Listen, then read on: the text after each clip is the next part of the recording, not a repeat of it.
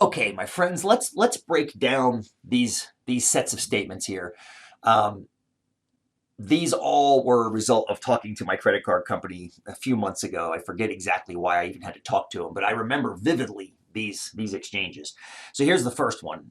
Hopefully, you had the same kind of aghast reaction that I did when I read this. I read the question because you would hope. I mean, I would think that my own mother would know what car she gets into every time she gets to get into a car. I would think, guessing. So I asked them, I'm like, wait, how can only I know the answer to this? I mean, you told me you were going to ask me a question that only I know the answer to. That's a statement. They either are or are not going to ask me a question that only I know the answer to. And then they proceeded not to. So that is what I call a contradiction.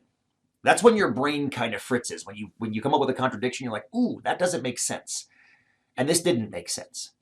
Now, they didn't understand why it didn't make sense to me, which I can't understand why they didn't understand why I was kind of upset. They handed me off to somebody else who asked me an easier question. I mean, in all honesty, it's an easier question. Go find your driver's license, add the last two digits together, and tell me the sum.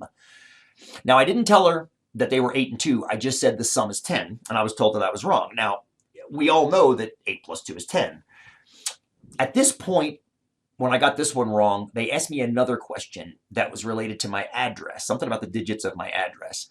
And I did the correct math, and I was also told I was wrong again. And then I realized what was going on. I still can't explain this first question, which is just silly. But this question and the one that followed it was based on my address. They had my old Delaware numbers that they were using for these questions. And I explained that to them, like, you're asking me questions based on dated data. If you ask me current questions, I'll get them right. But at this point, it was too late. They handed me off to somebody else, and they said, it's just like when you try to log into your email account too many times, and they say, no, no, no, we have to text you a number to know that we're actually talking to you. Okay, fine.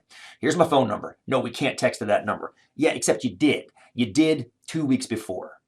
So what happened in those 2 weeks? You are able to text to this number. The contradiction is that you did before, and here's the text you sent. So when you say you're unable to text to the number and I prove data that shows that you actually did, that's a contradiction.